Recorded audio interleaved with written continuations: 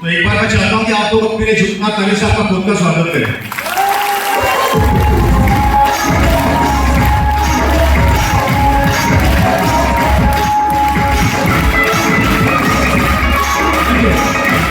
अच्छा, आप में से कितने लोग सफल होना चाहते हैं? सारे? पक्का? छोटे बच्चों से भी हाथ खड़े कर रखे,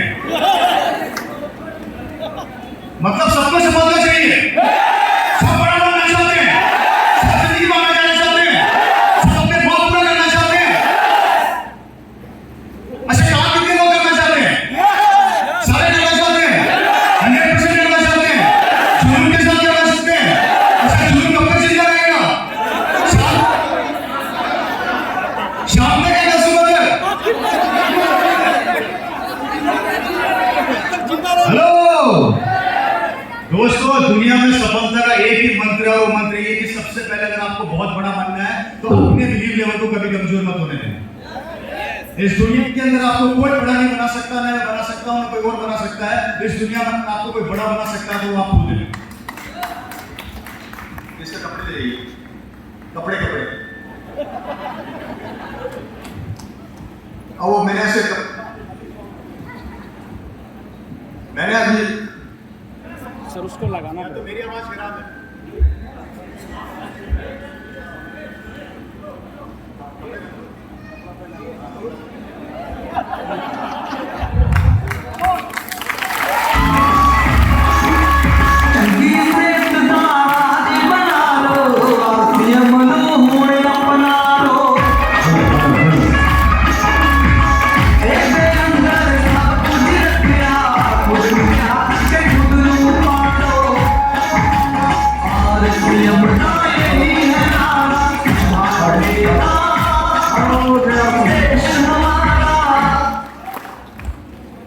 चलिए भाई, कपड़े पहन कर आइए। अब उम्मीद है कि आवाज बहुत अच्छी आ रही होगी, और नहीं भी आएगी तो कोई रास्ता मुझे नजर आएगा, मुझे कुछ करना पड़ेगा, दिल आगे पीछे करना पड़ेगा। तो फ्रेंड्स, मैं बात कर रहा था इस दुनिया में अगर आपको बहुत बड़ा बनना है, बहुत सफल बनना है, तो सबसे पहले अपने दिमाग को कमांड देना पड़ेगा। क्योंकि कोई भी सफलता मात्र बातों से नहीं आती है, और कोई भी सफलता मात्र कर्मों से नहीं आती है।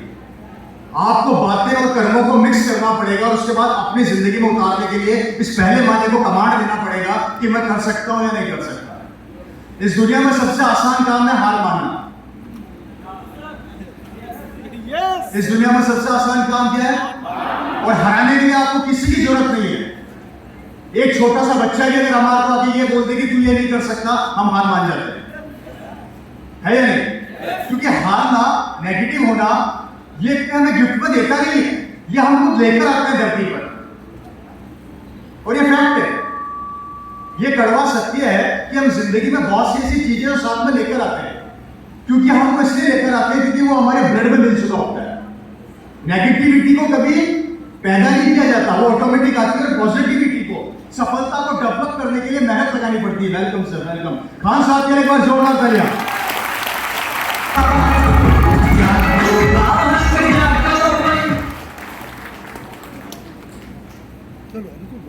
तो सबसे पहली चीज जो आज हमें समझनी है वो ये है कि अगर आप अपना समय निकालकर यहाँ पर आए हैं, आप अपना टाइम निकालकर यहाँ पर बैठे हैं, तो अपने दिमाग को, अपने टाइम को कॉन्सेंट्रेट कीजिएगा मेरी तरफ। आपका पड़ोसी आपको डिस्टर्ब करेगा, आपकी वाइफ आपको डिस्टर्ब कर सकती है, आपके आसपास वाले को हिला सकते हैं, लेकिन आज हिलना नहीं है, मेरी बातों को ध्यान से सुनना है, क्योंकि जिंदगी आपकी है, लाइफ आपकी है, परिवर्तन आपको लाना है अपनी जिंदगी में। अगर बहुत बड़ा तो अपने कॉन्सेंट्रेशन को बिगड़ने मत कीजिएगा, क्योंकि मौके जिंदगी में बार बार, और जो मौके आते हैं मैक्सिमम लोगों को समझ में नहीं आते। ये ऊपर वाले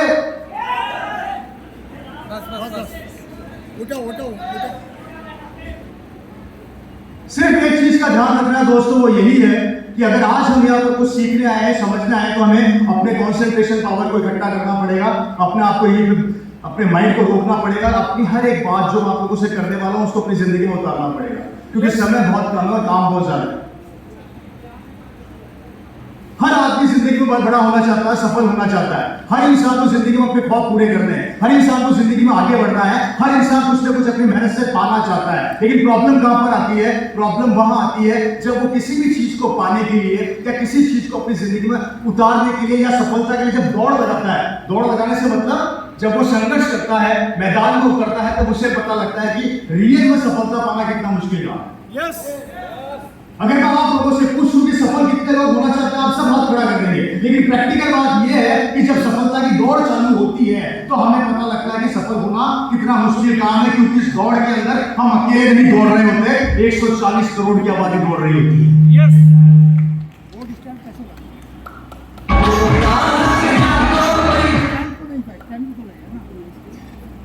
और ये चीज जानना बहुत ज्यादा जरूरी है। इस पूरी दुनिया में सबसे महत्वपूर्ण आपको पता है कौन है?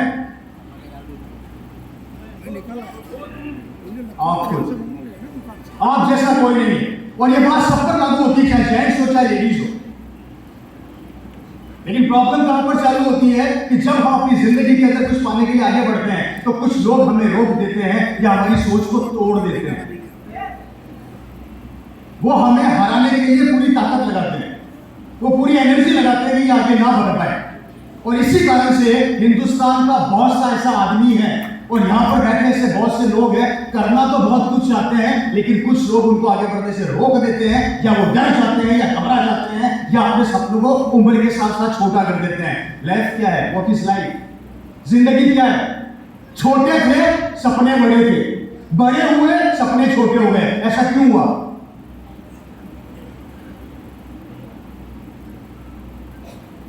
जब छोटे थे तो सपने, और जब बड़े गए तो सपने। ऐसा क्यों हुआ? कभी सोचा आप लोगों ने? हेलो, मैं फिर बोल रहा हूं, पड़ोसी की तरफ मत देखना। आज आपकी जिंदगी का टर्निंग पॉइंट है। देखोगे, हंसोगे, मुस्कुराओगे, समय निकल जाएगा। और समय और आरसीएम ये दुनिया की ऐसी दो चीजें जिसे आज तक कोई नहीं रोक पाया। क्या बोला मैं? समय और आरसीएम दुनिया की ऐसी दो चीजें जिसे आज तक कोई रोक नहीं पाया, न रोक पाएगा। और दोनों आज आपके हाथ से निकल जाएगी अगर आज आपने एक एक बात पे कंसंट्रेट नहीं किया तो।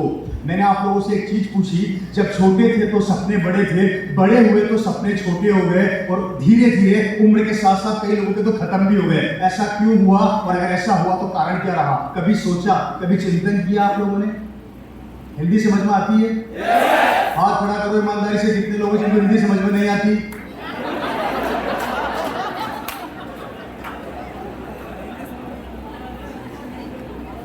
और तो नहीं हो रहे। थोड़ी सी कॉमेडी कर सकता हूँ, परमिशन हो तो? क्योंकि मैं ज्यादा कॉमेडी करता नहीं है, क्योंकि मेरी शक्ल भगवान ने सीरियस बनाई। आधे लोग तो मेरी शक्ल देख के सीरियस हो जाते हैं, आए क्यों है, समझते थे बात को। तो बेसिकली कॉमेडी का तड़का लगता रहना चाहिए, लेकिन कॉमेडी का मतलब ये नहीं कि पूरी जिंदगी कॉमेडी में निकाल दें। मैं हमेशा एक बात बोला करता हूँ, एक आदमी की उम्र होती है एवरेज 50 साल जिसमें वो कमा सकता है। सही कह रहा हूँ, गलत कह रहा हूँ? जिसमें से 25 साल तो ये सोचने में निकालता है करना क्या है, और 25 साल ये सोचने में निकालता है करना कैसे। पता। और आज यही हमें समझना है दोस्तों कि हमारी जिंदगी किस ओर जा रही है। जिस तरीके से हम अपनी उम्र के साथ साथ अपने सपनों के साथ समझौता करते जा रहे हैं, ये संघर्ष आगे बढ़ेगा, कम नहीं होगा।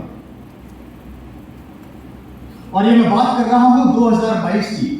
2025 और 2030 आते आते सपने नाम की चिड़िया हमारी जिंदगी से निकल जाएगी, और एक ही चीज रह जाएगी, वो होगा सिर्फ 2 वक्त की रोटी कैसे कमाऊं और अपने परिवार को कैसे पालूं। ये कमा सकती है, और जिसको हम जानकर भी अनजान बन रहे हैं, जिसको हम जानकर भी अनजान बन रहे हैं और धोखा दे रहे हैं, किसको? खुद को, अपने परिवार को। परिवार तो बहुत बात की चीज है मेरे भाई, सबसे पहले अपना आप को संभाल लो। और आज आपको समझना पड़ेगा मेरे दोस्तों कि अगर यही हाल रहा तो आने वाले समय के अंदर हालात इतने खतरनाक होने वाले हैं। एक जमाने के अंदर परिवार में कमाने वाले 5 होते थे तो खाने वाले 5 होते थे। एक जमाना ऐसा आ गया कि कमाने वाला 1 है, खाने वाले 5 हैं। 2030 में कमाने वाला कोई नहीं बचेगा, खाने वाले 5 होंगे। तब क्या करेंगे हम और हमारी जनरेशन? बिल्कुल।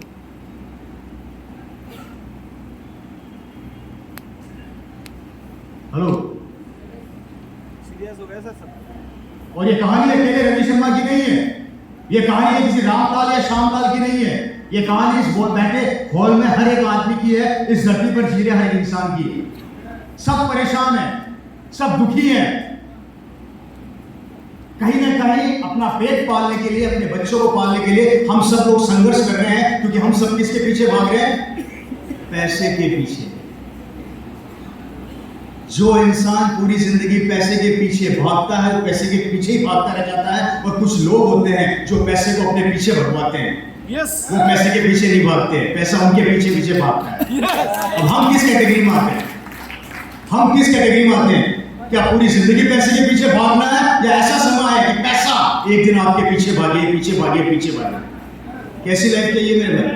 पैसा पीछे भागे, पैसा पीछे भागे, ऐसे पैसा पीछे। मेरी वॉइस प्रॉपरली आ रही है ऊपर तक, एकदम क्लियर आ रही है? Ravi ji, sorry Rinku ji, white board नहीं मिला क्या? व्हाइट बोर्ड नहीं आया क्या इधर? अगर आ गया तो लगा दो, नहीं आया तो फिर मैं वैसे स्टार्ट करता हूं। दोस्तों, लाइफ क्या है, जिंदगी क्या है, थोड़ा समझाना चाहूंगा। आज हम जिंदगी के इस दौर से गुजर रहे हैं, हमारी लाइफ क्या चल रही है और हमें जिंदगी में कहां जाना है और हम कहां जा रहे हैं, ये सब चीजें आज मैं आपको समझने का प्रयास करूंगा। और आप एक एक चीज को अपने दिमाग में बिठा के समझने की कोशिश कीजिएगा कि लाइफ क्या है और कैसे और किस वे में जा रही है।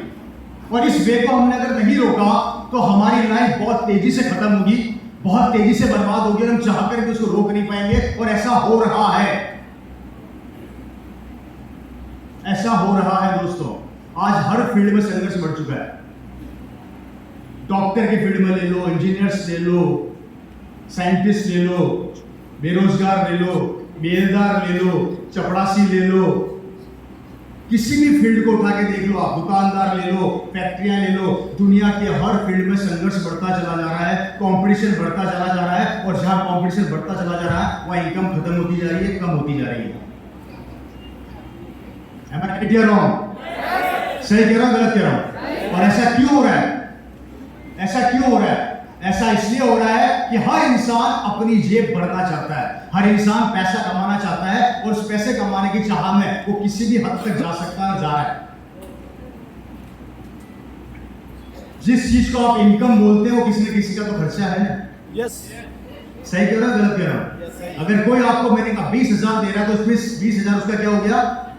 और जिसका खर्चा होगा क्या, वो कभी अपना खर्चा करना चाहेगा?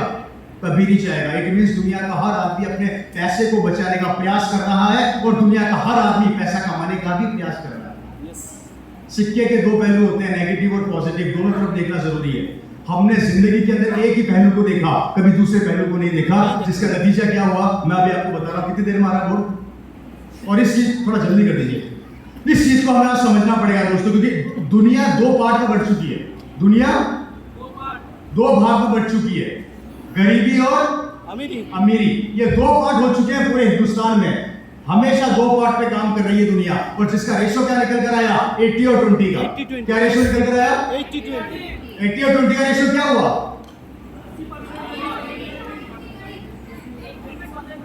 80% लोग आज की तारीख में मिडिल क्लास और लोअर मिडिल क्लास से नीचे हैं, और 20% लोग कौन है? अमीर, पैसे वाले हैं। और आश्चर्य की बात देखिए, वो 20% लोग जो अमीर हैं वो सब 5वीं और 10वीं फेल है। यस। और जितने भी 80% जो हमारे बच्चे हैं, लाखों रुपए की एजुकेशन लेने के बाद उनके नीचे काम कर रहे हैं, नौकरी कर रहे हैं, और जिसकी नौकरी कर रहे हैं वो सब अनपढ़ है। अब समझने वाली बात कहां पर आती है वो समझाऊंगा, लेकिन बोर्ड नहीं है, थोड़ा माफी चाहूंगा, मैंने बोला भी था। क्या कारण है, क्या लॉजिक है, वो लॉजिक पर डिस्कशन करेंगे दोस्तों, क्योंकि इसी लॉजिक और इसी कारण से मेरा परिवार निकल कर आया, मेरी फैमिली निकल कर है। क्या लॉजिक, क्या थॉट, क्या विचार, वो चीज समझने की जरूरत थी। और इसी चीज को देखते हुए आज मैं आपके सामने खड़ा हूं, और इसका एक ही कारण है, क्योंकि मेरा परिवार भी गरीबी रेखा से निकल कर आया।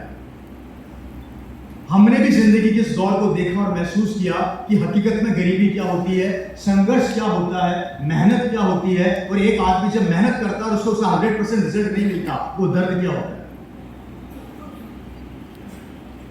हम कभी कभी ये सोचते हैं कि हम 100% कर तो रहे, पर वो रिजल्ट क्यों नहीं आ रहे? होता है नहीं होता? लेकिन आप 100% कर रहे हो, उसका तरीका क्या है, उसका वे क्या है, उसका स्टाइल क्या है, वो हम समझते नहीं समझते, वो कभी नहीं समझते। उसका कारण क्या होता है? इसका एक ही कारण होता है दोस्तों, 80% हिंदुस्तान का आदमी जो लोअर क्लास और मिडिल लोअर क्लास के अंदर आता है, उसने अपनी जिंदगी को ब्रेक कर दिया। अब वो कैसे ब्रेक किया, मैं समझाने का प्रयास करूंगा आप लोगों को कि किस तरीके से एक आम आदमी ने अपनी जिंदगी को ब्रेक किया, जिससे कि वो अपने सपनों को बहुत बड़ा तो कर सकता था, नहीं कर पाया। दोस्तों याद रखना आप एक बात अच्छे से, आज आपका एक निर्णय आपका पूरा भविष्य के आने वाली पीढ़ी और जनरेशन की लाइफ को, उसके सपनों को, उसकी सक्सेस को निर्धारित करेगा। सिर्फ आज आपका एक निर्णय, क्योंकि दुनिया के अंदर कोई सफल हुआ तो सिंगल एक आदमी हुआ है, और उसकी एक सफलता ने, उस एक आदमी के संघर्ष ने उसकी आने वाली जनरेशन को जिंदगी भर के लिए आराम दे दिया।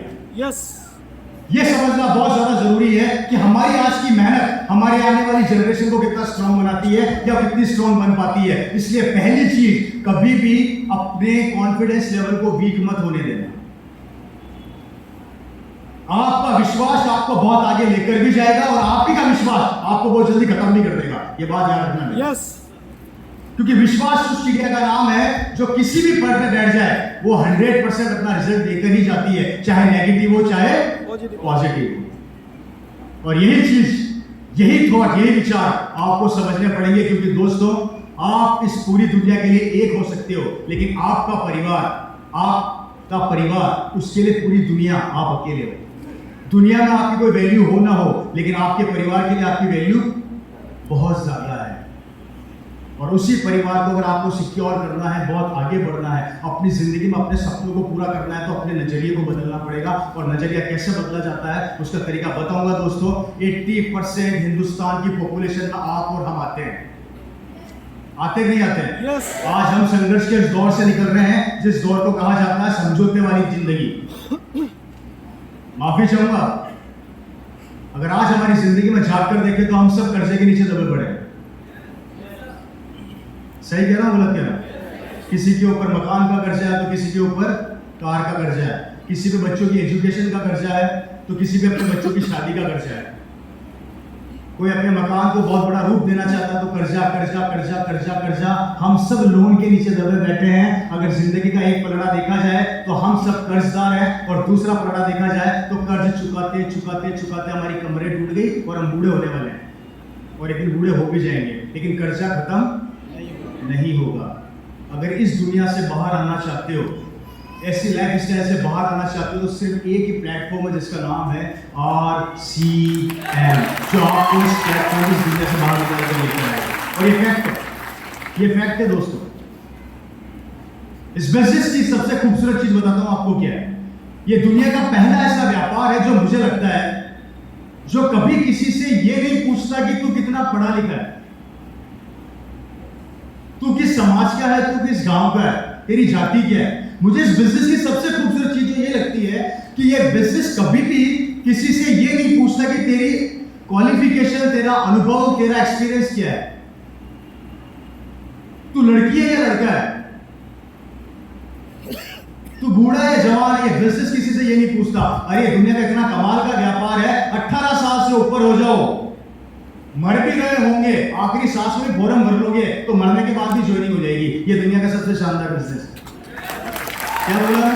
मर भी रहे होंगे और फॉर्म साइन कर दिया तो मरने के बाद भी आपकी ज्वाइनिंग लग गई, चाहे आपकी उम्र 100 साल हो या 150 साल हो।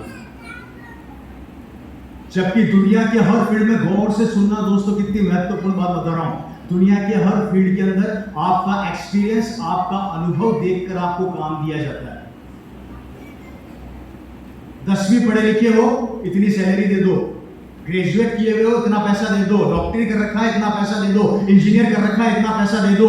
हर फील्ड के अंदर हमारा अनुभव और हमारी औकात नाप के हमें पैसा दिया जाता है। लेकिन ये दुनिया का पहला फील्ड है जो हमेशा एक ही बात बोलता आया है पिछले 22 साल से, अगर आप कपड़े पहनते हो, हल्दी धनिया मिर्ची खाते हो, तो आप इस बिजनेस के करोड़पति बन सकते हो, लखपति बन सकते हो। ये इसके क्वालिफिकेशन है। कितना अनोखा व्यापार, जिसकी क्वालिफिकेशन सिर्फ इतनी सी कि अगर आप कपड़े पहनते हो, हल्दी धनिया मिर्ची खाते हो, तो आप इस बिजनेस के लखपति करोड़पति बन सकते हो। जबकि दुनिया के किसी भी फील्ड के अंदर ऐसा मैंने नहीं देखा। पूरी दुनिया घूम जाना, बिना अनुभव और बिना क्वालिफिकेशन के आप बड़ा बन ही नहीं सकते। अब मुझे एक बात बताइए, मेरे पास क्वालिफिकेशन नहीं है, मेरे पास अनुभव नहीं है, मैं आपका बेटा हूं, मैंने जिंदगी में पढ़ाई नहीं करी, क्या मैं करोड़पति बनने लायक नहीं हूं क्या? हुआ नहीं हूं? अगर मैं नहीं पढ़ पाया, मेरा दिमाग इतना नहीं चल पाया, मैं आगे नहीं बढ़ पाया, तो क्या मैं पैसे वाला नहीं बन सकता? लेकिन दुनिया में बाहर जाओगे तो लोग बोलेंगे नहीं बन सकता। आप में से कितने के बच्चे हैं यहां पर हैं जो 98% से पास हुए? हाथ खड़ा कीजिए। आप में से कितने के बच्चे यहां पर हैं जो आज मेरिट में आए हुए हैं?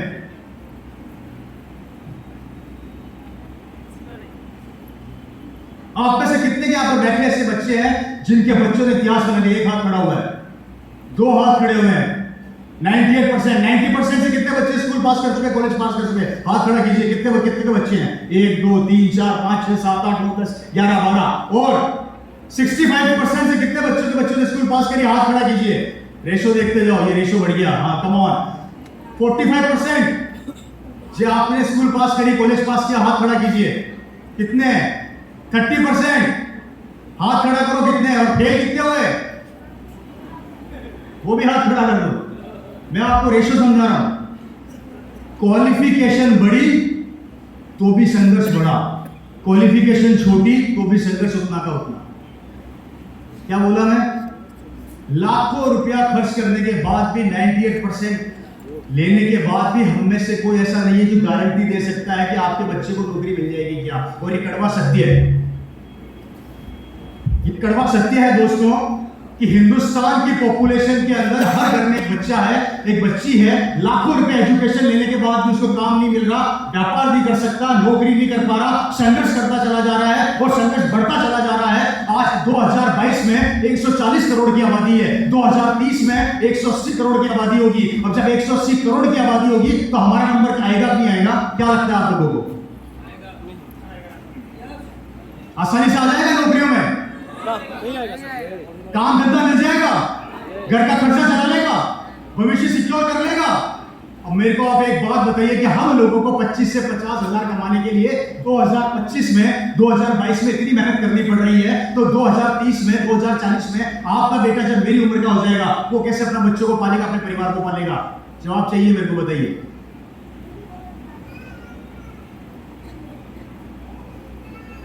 कोई रास्ता नहीं है सर। मैं आरसीएम की बात नहीं कर रहा, अभी आपके दिमाग को खोलने की कोशिश कर रहा हूं। जवाब दीजिए मेरे को कि आप बंगाल में रहते हैं, मैं आपसे पूछ रहा हूं। आप सुबह से शाम तक काम करते हैं, सुबह से शाम तक मेहनत करते हैं, सुबह से शाम तक पसीना बहाते हैं, उसके बाद भी इनकम वही की वही। कितने लोग यहां पर बैठे हैं जिसने अपने 50,000 महीने की इनकम को 5 लाख कर दिया? कोई है? आरसीएम की बात नहीं कर रहा।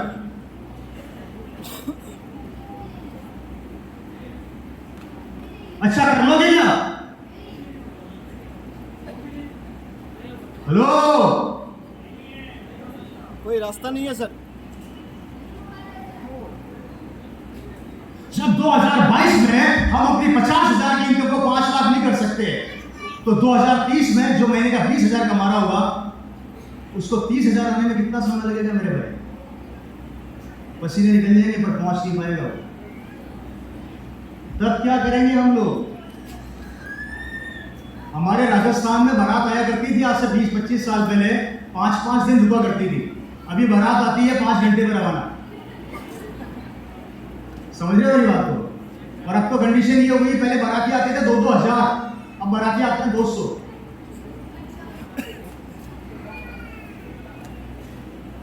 पहले हमारे घर में रिश्तेदार आते थे तो बड़े अच्छे लगते थे, हाँ हाँ मेरे मामा है, काका है। अब आते तो क्या लगता है कि कब मरेगा वापस, या क्यों? समझ रहे मेरी बात को? पहले त्योहार आता था होली दिवाली, तो हम इंतजार करते थे 1 महीना पहले, होली आ रही है, दिवाली आ रही है, और अब कब चली गई? हार्ट बीट बढ़ जाता है सर, पता ही नहीं लगा। कारण एक जमाने के अंदर हमारी जनसंख्या होती थी कम और इनकम होती थी बड़ी। अब जनसंख्या हो गई बड़ी और इनकम हो गई। कंडीशन ये हो गई कि हम आज के दौर में ना त्योहार पसंद करते हैं ना रिश्तेदार, हम पसंद करते हैं कि 2 पैसा कैसे कमाएं, इनकम कैसे हो, कैसे घर का खर्चा चलाएं। 80% 90% आपके दिमाग में वही चलता है। और यही कंडीशन रही तो 2030 में हम सबकी जिंदगी बर्बाद होने वाली है। आप स्टाम्प पर लिख लीजिएगा कि कितनी भी ताकत लगा लेना मेरे दोस्तों, परिवार का खर्चा चलाना बहुत मुश्किल हो जाएगा। लंबी लंबी कारें और बड़े बड़े बंगले तो साइड में रख दो। ये बात समझने की है।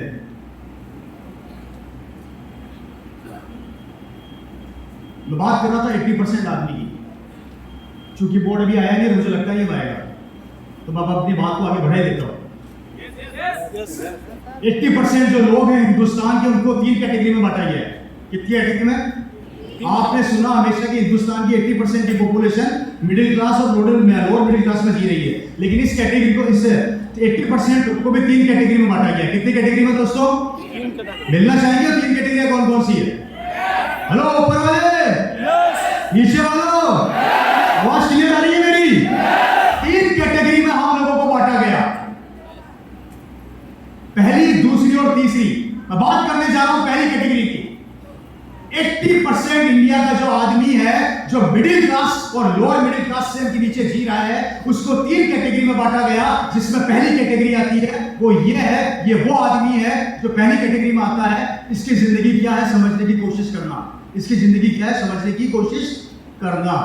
ये पहली कैटेगरी का वो आदमी है जो रोज सुबह 6 बजे उठता है, 9 बजे तैयार होता है, काम पर चला जाता है, शाम को वापस 8 बजे घर आता है, अपनी बीवी को बोलता है गरम गरम खाना बनाते, उसकी बीवी शानदार खाना बना देती है, अपनी बीवी के साथ खाना खाता है, बच्चों के साथ गप्पे मारता है और सो जाता है।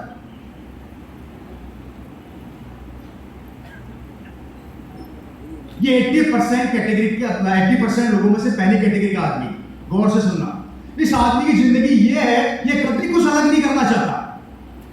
ये पिछले 20 साल से वही काम करना है जो भी कर रहा है। सुबह उठना, काम करना, शाम को घर आना, रोटी खाना और सो जाना।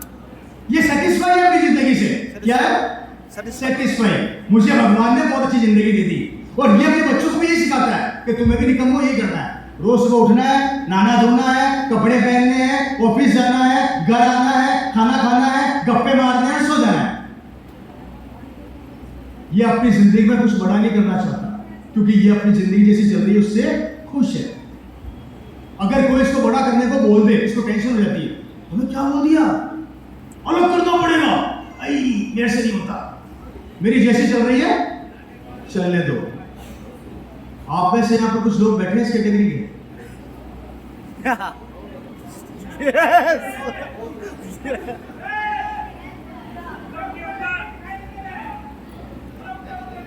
कुछ बैठे हैं ऐसे ऊपर ऊपर हूं।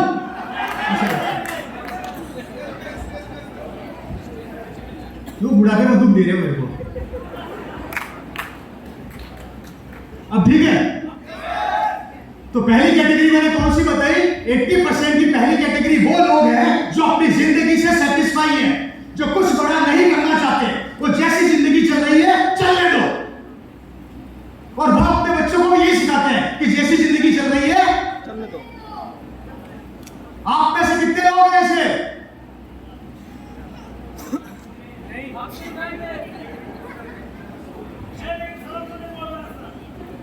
कितने लोग हैं? कोई नहीं है। अच्छा, धोखा किसको दे रहे हो भाई? मेरे को या अपने आप को? चलो छोड़ो, मान लिया आप पहली कैटेगरी में नहीं आते, दूसरी से मिलो, सेकंड कैटेगरी से मिलोगे? चलो मिलते हैं। सेकंड कैटेगरी कौन सी है? ध्यान से सुनना। सेकंड कैटेगरी वो है जो ये वो लोग होते हैं जो सुबह नहा धो के घर से निकलते हैं, कपड़े पहन के मार्केट में जाते हैं, मुर्गा ढूंढते हैं, मुर्गा कि कौन मुर्गे बैठे, 3-4 को पकड़ते हैं और वहां जाके टाइम को इन्वेस्टमेंट नहीं करते, टाइम को वेस्ट करते हैं, खुद का भी और सामने वाले का भी। मैं एग्जांपल देके समझाता हूं। एक भाई साहब स्टेज पे आना, कोई भी एक जना फटाफट स्टेज पे आ जाओ। अब ये कौन सी कैटेगरी है देखना। जैसे कि मैं हूं वो दूसरी कैटेगरी का आदमी, मैं कौन हूं? दूसरी कैटेगरी का आदमी, और ये भाई साहब यहां से जा रहे हैं। अब मैं क्या करूंगा इनके साथ? ओहो रामलाल, कहां जा रहे हो? बस बढ़िया। और कैसी चल रही जिंदगी? बढ़िया। और घर में सब ठीक है? हाँ चल रहा है। और रोटी वोटी सही खाई? एकदम। पानी वानी पी लिया? हाँ ठीक ठाक। गाँव में घर कैसा है? सब बढ़िया बढ़िया। अच्छा, बच्चे गाँव में जो पड़ोस के अंदर मकान बनाया था वो कैसा मकान? अच्छा बना कि बना? अभी अच्छा नहीं। अच्छा, वो पड़ोसी शादी की शादी हुई कि कुंवारी है? पता नहीं। ध्यान तो रखा कर यार, ऐसे कैसे काम चलेगा हैं? तू क्या कर रहा था? अभी मार्केट में जा रहा आगे ना मार्केट में बाहर में चल जाना, बैठते हैं गप्पे मारते हैं, मार्केट का जा रहा दौड़ के। आओ बैठे। और बता, मम्मी मम्मी ठीक है? अच्छा शाम को क्या कर रहा है? हमें कुछ काम नहीं अरे वाह, मुझे आगे तू तो मेरे टाइप का आदमी, शाम को बैठे तुम दोनों कैरम खेलेंगे। मेरी बात समझ में आ रही है? अब जैसे ये मुद्दा बोला कि मेरे को जाना है, तुम अगले मुद्दे को ढूंढूंगा। अरे यार ये तो चला गया, दूसरा कहां से बोलूं? समझ में आ रही है? That's called a time killing man. दूसरी कैटेगरी का हमारे समाज का वो आदमी होता है जो अपने समय को सिर्फ खत्म करता और मारता है। इसको कोई काम नहीं होता, सिर्फ एक ही काम होता है, तो कैरम खेलेगा या किसी का टाइम खराब करेगा या खुद का टाइम खराब करेगा। इसको जिंदगी में आगे नहीं बढ़ना होता। और अगर कोई इसको ये बोल दे कि निकम में जाके नौकरी कर ले, 2 पैसा कमा के आ, तो टेंशन हो जाती है, क्या बोल दिया, मैं तो राजा आदमी हूं, मैं नौकरी करूंगा क्या, आई एम ए किंग। मेरी बात समझ रहे हो नहीं समझ रहे? ये होते हैं दूसरी कैटेगरी के आदमी जो अपने समय को तो खत्म करते ही करते हैं, साथ में दूसरे के समय को भी बर्बाद करवा देते हैं और कर देते हैं। आप में से कोई है क्या? यस समझ में आ रही है मेरी बात? ऊपर भी समझ में आ रही है, नीचे भी आ रही है? बोर तो नहीं हो रहे? क्योंकि मुझे थोड़ा मेरा बॉस कम्युनिकेशन प्रॉपरली आ नहीं पा रहा। अरे राम राम राम, इतनी देर बाद बोर्ड लेकर आया, तो आधी दुकान खत्म हो गई। चलिए फिर भी मैं समझाने का प्रयास करता हूँ। मजा आ रहा है? ऊपर आ लो, ओ ऊपर वाले, थोड़ा तेज बोलो। मैं एक्चुअली देखता हूँ दोनों, दिखवा रहे हो तुम, थोड़ा आइस प्रॉब्लम है। बोर्ड है, बोर्ड, सॉरी मार नया खरीद लिए? वाह यार, ये होता है आरसीएम की ताकत। आरसीएम वाले कुछ भी कर सकते हैं भाई। हमें जब कोई चीज मिलती नहीं है ना, हम खरीद लेते हैं।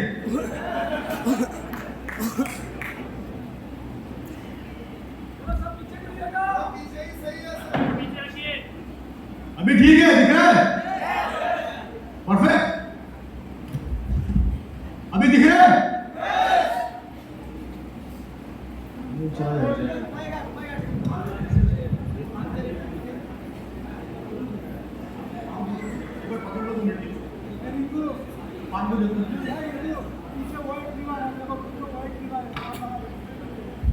मैं बात कर रहा था 80% पीपल्स की। इसकी मैंने 3 कैटेगरी बनाई थी, फर्स्ट, सेकंड एंड थर्ड। ये 3 कैटेगरी है और ये 80% वो लोग जो मिडिल क्लास और लोअर मिडिल क्लास में आते हैं। ठीक है, पहली कैटेगरी से आप लोग मिल चुके हैं, दूसरी से मैं भी आपको मिलाना था। ये वो लोग होते हैं जो अपने समय को किल करते हैं, खत्म करते हैं, इन्वेस्ट करते हैं, इनका कोई काम धाम नहीं होता दूसरे के समय को बर्बाद करना और खुद के समय को बर्बाद करना। ये होती है दूसरी कैटेगरी। हेलो, ये जिंदगी के वो 2 आदमी हैं जो अपनी जिंदगी से हारे हुए हैं, थके हुए हैं, इनको कुछ समझ में नहीं आता। इनको वही समझ में आता है जो वर्षों से इनको सिखाया गया, और वर्षों से इनको क्या सिखाया गया? जो तेरे बाप दादा ने किया वही तुझे करना है। यस, कुछ नया नहीं करना। एक बात मेरे को सोच कर बताइए, उत्तर दीजिए। जिस काम को मेरे बाप दादा ने मुझे सिखाया, जो वर्षों से करते आ रहे हैं, जिसका नाम नौकरी और व्यवसाय है, अगर उस काम से मेरे बाप दादा करोड़पति नहीं बन सके तो क्या मैं बन जाऊंगा क्या? और क्या आप बन जाएंगे क्या? हेलो, बोर्ड को मत देखो, मेरी तरफ देखो। वो अपना काम कर रहे हैं, आप अपना काम करो। मैं थोड़ी देख रहा हूं इनको कैसे बांध रहे हैं। बन जाएगा, टेंशन छोड़ो, बात पे कॉन्सेंट्रेट करो। दोस्तों, हम हमारी जिंदगी में बड़ा इसलिए नहीं बन पाते कि हमारी मेंटेलिटी के अंदर हमारे पूर्वजों ने एक चीज सेट कर दी है कि जो काम मैं कर रहा था वही तुझे करना है। अब समझने वाली बात यहाँ पर यह आती है कि अगर मेरे पूर्वज नौकरी कर रहे थे और मुझे नौकरी सिखाई, तो क्या मेरे सपने पूरे हो जाएंगे? अच्छा, मेरे परिवार में कोई व्यापार कर रहा है और मुझे व्यापार सिखाया, अगर वो उससे करोड़पति नहीं बन सके तो क्या मैं बन जाऊंगा? अब सोचने वाली बात यहाँ पर आती है कि जो काम हमें वर्षों से सिखाया गया, उस काम से हम और हमारे पूर्वज करोड़पति नहीं बन सके तो मैं नहीं बन सकता, और अगर मैं नहीं बन पाया तो मेरी आने वाली जनरेशन बन जाएगी क्या? अब मेरे को आप सभी लोग एक चीज का आंसर दीजिए कि जिस काम को हम वर्षों से करते आ रहे हैं, उनसे हमारे परिवार के सपने पूरे नहीं हो रहे, हमारे सपने पूरे नहीं हो रहे, तो हमारे आने वाली पीढ़ी के सपने पूरे हो जाएंगे क्या? अगर नहीं होंगे तो रास्ता क्या है आप लोगों के पास? आपने क्या सोचा अपने भविष्य के बारे में? आरसीएम बीच में मत लेके आना, उसके अलावा पूछना। कुछ नहीं है, रास्ता नहीं है सर, रास्ता नहीं है बिल्कुल। हेलो, क्या बोलते रहिए आप लोग? मेरी आवाज नहीं आ रही प्रॉपरली? रास्ता क्या है? अल्टीमेटली कहानी ये बनती है, हिंदुस्तान का 80% आदमी, ये वाला आदमी, ये अपनी जिंदगी को खत्म कर रहा है, किल कर रहा है। किल कर रहा है।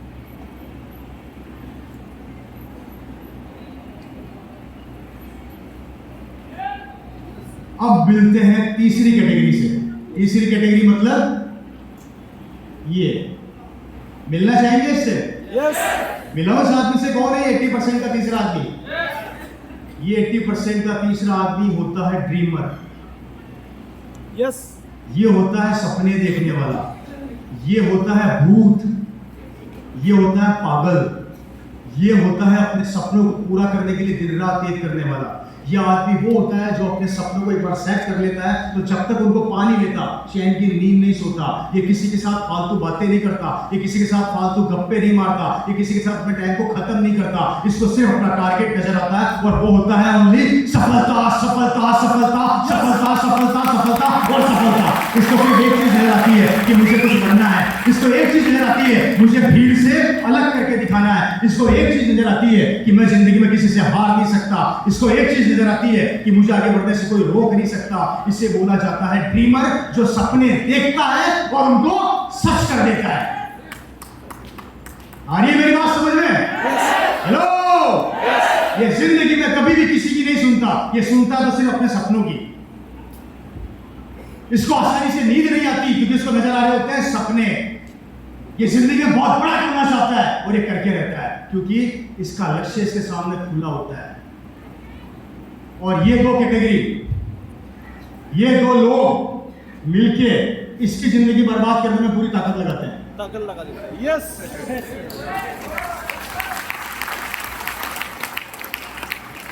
सही कह रहा हूं गलत कह रहा हूं? यस। ये दोनों कैटेगरी मिलके उस कैटेगरी की जिंदगी बर्बाद करने में पूरी ताकत लगाते हैं। अबे तेरे बाप दादा करोड़पति नहीं बन सके, तू बनेगा क्या शकल देख कांच में जाके? जैसा मैं कर रहा हूं कर ले। तेरे पापा पूरी जिंदगी मैंने देखे, ये बूढ़े हो गए, पूरी जिंदगी नौकरी करते करते सफेद आ गए, तू बनने चला करोड़पति। ये वो दो लोग होते हैं जो तीसरे इंसान के सपने को तोड़ने में अपना 100% देते हैं। लेकिन ये थर्ड कैटेगरी वाला आदमी इनकी कभी नहीं सुनता क्योंकि इसको क्या नजर आ रहा होता है? इसका लक्ष्य। इस तीसरी कैटेगरी में कितने लोग आते हैं जो यहाँ पर बैठे, जरा बताएंगे मेरे को हाथ खड़ा करके? वाह, इतना बड़ा झूठ! अरे कम से कम मुझसे नहीं तो भगवान से तो डरो। तुम्हें तुम्हारी मम्मी की सौगंध होगी, सही से हाथ खड़ा करना, झूठा खड़ा मत करना। मतलब इतना बड़ा झूठ बोल रहे हो आप बैठे बैठे। तीसरी कैटेगरी में सारे आते हो हैं? वापिस से हाथ खड़ा करना है एक बार। थर्ड कैटेगरी में कौन कौन आता है? अच्छा, दूसरी में कौन कौन आता है? पहली में कौन कौन आता है?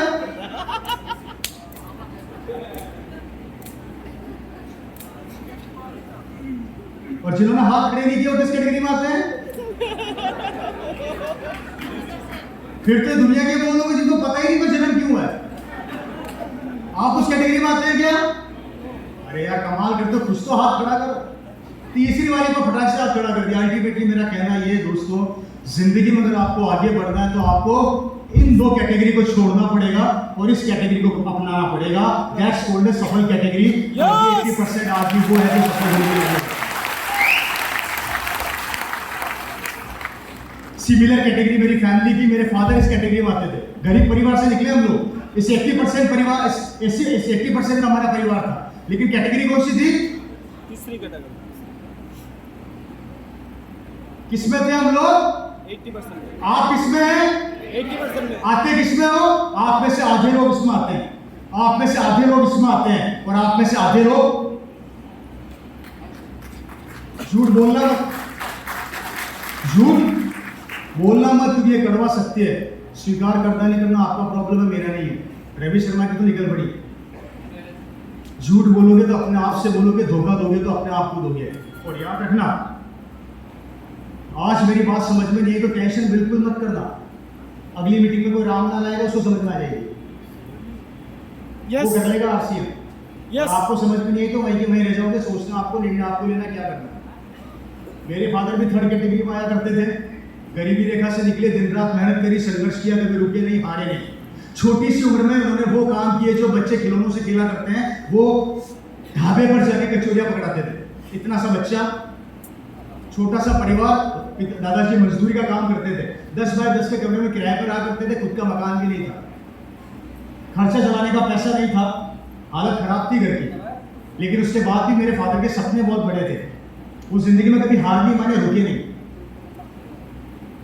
किसी महान आदमी ने बोला है कि दुनिया में गरीब पैदा होना कोई पाप नहीं है, लेकिन गरीब बनना हकीकत में सबसे बड़ा पाप है। ये फैक्ट है। और गरीब हम अपनी किस्मत से, अपने कर्मों से मरते हैं, अपने कर्मों से मरते हैं। किस्मत, सॉरी मैं गलत बोल गया, अपने कर्मों से मरते हैं। किस्मत तो भगवान ने सबको दी है, अच्छी और बुरी, लेकिन हम हमारे कर्मों से अपनी किस्मत को सेट करते हैं। हम में से कुछ लोग कर्मों के भरोसे बैठे रहते हैं, किस्मत के भरोसे बैठे रहते हैं। अगर किस्मत होगी तो मिल जाएगा,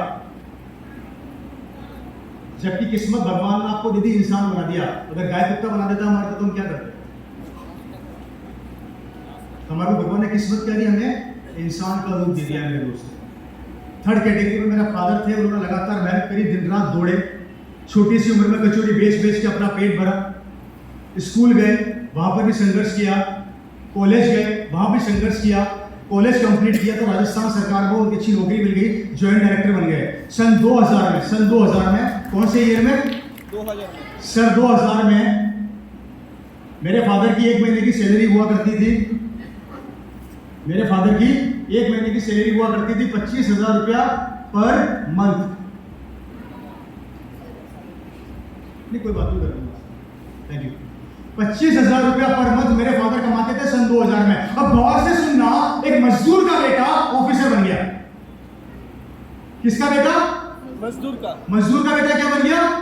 ऑफिसर बन गया। सरकारी गाड़ी, सरकारी बंगला, सरकारी नौकर, पर थे किसके?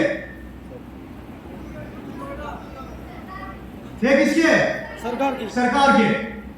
अब जब सरकारी आदमी अधिकारी बन जाता है तो उसकी चाल चेंज हो जाती है, उसमें एटीट्यूड आ जाता है, घमंड आ जाता है। मेरे भाई, आपने जिंदगी में जो भी कमाया ना सरकारी नौकरी में, वो सब सरकार का है। जिस दिन कुर्सी पर हो, कुर्सी आपकी है। जिस दिन कुर्सी छूट गई ना, वो कुर्सी भी आपको नहीं पूछेगी।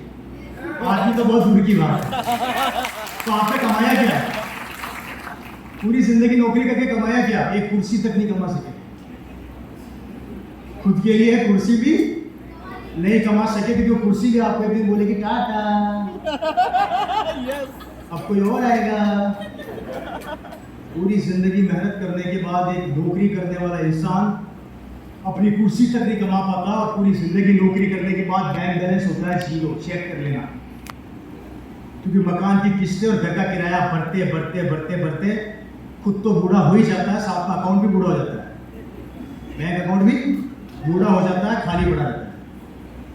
मेरी बात समझ में आ रही है? यस। हाथ खड़ा कीजिए ईमानदारी से, कितने लोग हैं जिनको मेरी बात ढंग से समझ में आ रही है? सब में टेंशन है ना, सही बोल रहा हूं। समझ में आ रही है दोस्तों? यस। क्योंकि मेरे को थोड़ा सा माइक का कम्युनिकेशन समझ में नहीं आ रहा है, इसलिए मैं कंफ्यूज हूँ। मैं अपनी आवाज से थोड़ा सा कंफ्यूज हो रखा हूँ, या तो प्रॉपरली ऊपर जा नहीं पा रही है, या मैं समझ नहीं पा रहा हूँ, इसलिए मैं थोड़ा सा माइक ठीक सर। पटका में माइक काफी अच्छा था, तो बहुत अच्छा कम्युनिकेशन रहा मेरा।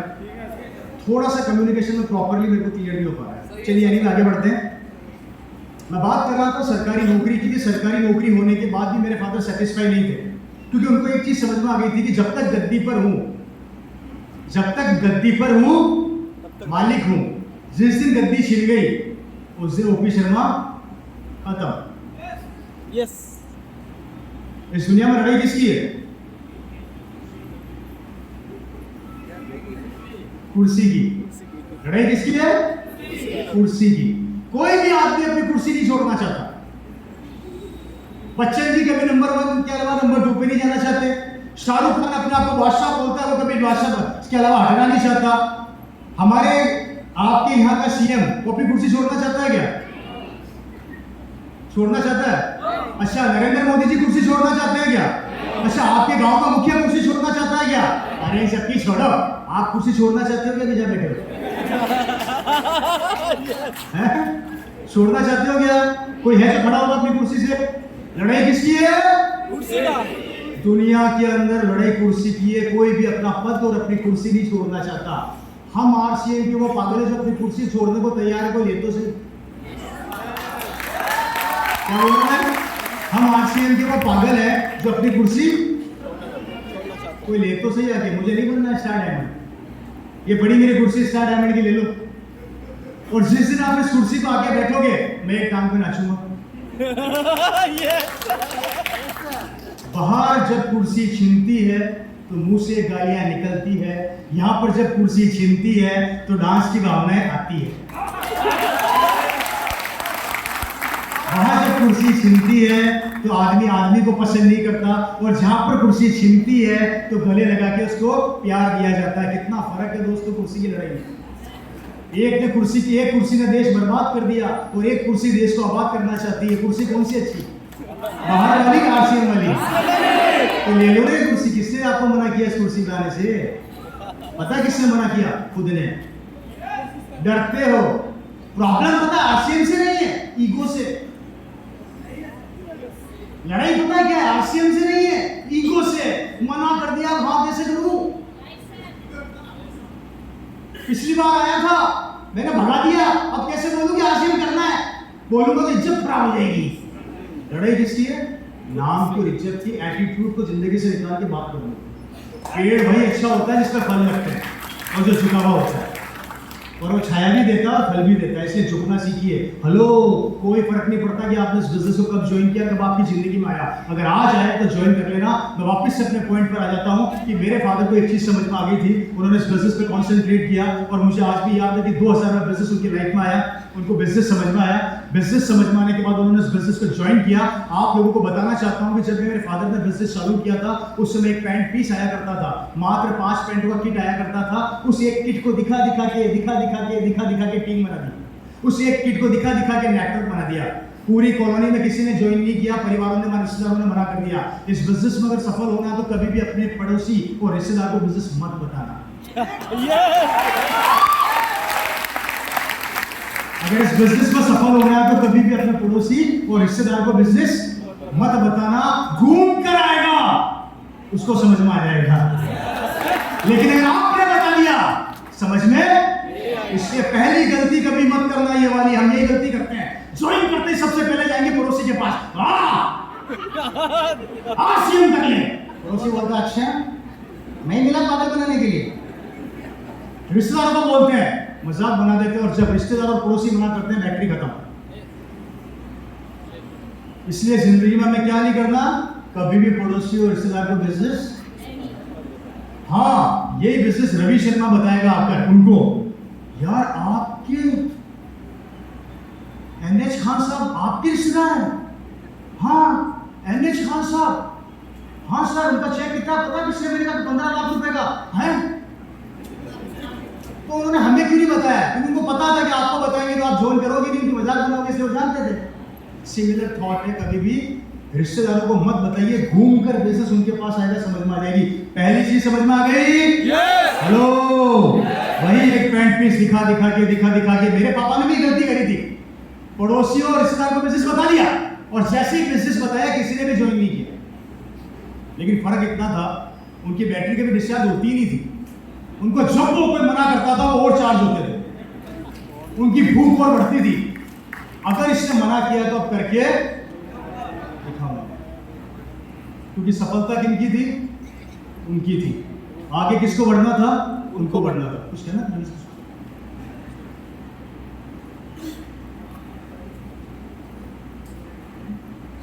बात समझ में आ गई? ऊपर वालों, नीचे वालों, आगे बढ़ते हैं फ्रेंड्स। वो चलते गए। लोगों ने मना किया, वो थके नहीं, हारे नहीं। एक पैंट का पीस दिखा के, एक पैंट का पीस दिखा के, एक पैंट का पीस दिखा के, एक पैंट का पीस दिखा के, एक पैंट का पीस दिखा के, 1 साल बाद एक उनका चेक था 1,27,000 रुपए। कितने का था? प्रोडक्ट क्या था? एक पैंट पीस से चेक कितना था 1 साल बाद? 1,27,000। आपके पास कितने प्रोडक्ट है आज की तारीख में? 600 से ज्यादा। 600 से ज्यादा 5 है। 5 प्रोडक्ट तो होंगे ना? अगर एक आदमी एक पेंट पीस से 1 लाख का चेक बना सकता है, 5 प्रोडक्ट तो आपके पास होंगे, तो क्या आप लोग इस 1 लाख का चेक भी नहीं बना सकते? लेकिन कमी कहां पर है? पड़ोसी ने कुछ कह दिया, रिश्तेदारों ने कुछ कह दिया, पहला एंटीना सेट था, उसके सिग्नल हिला दिए, खेल खत्म।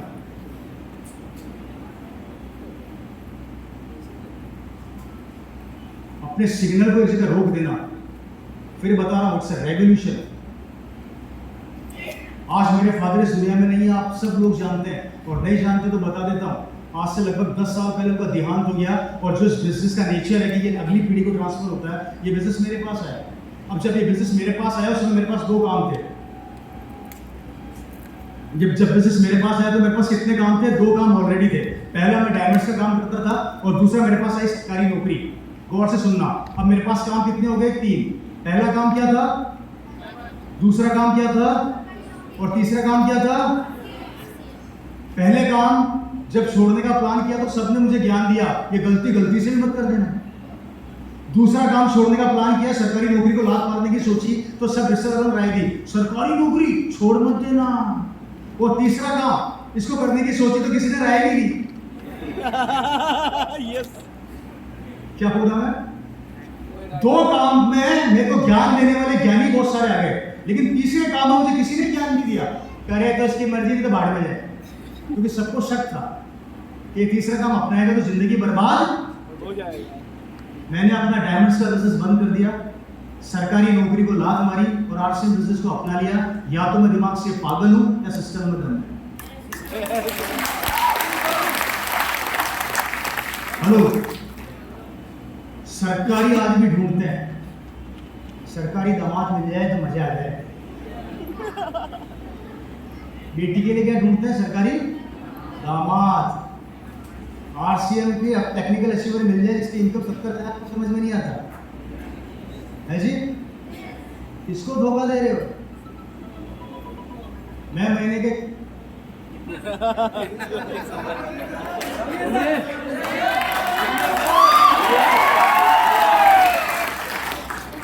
अगर मैं आप लोगों से बोलूं मैं कमा रहा हूं, और मैं महीने के 40 से 50 लाख कमाता हूं, और ये कभी 70 लाख भी होंगे, करोड़ भी होंगे। अभी मुझे लड़की की जरूरत है, कोई है रिश्ता करने वाला मेरे से?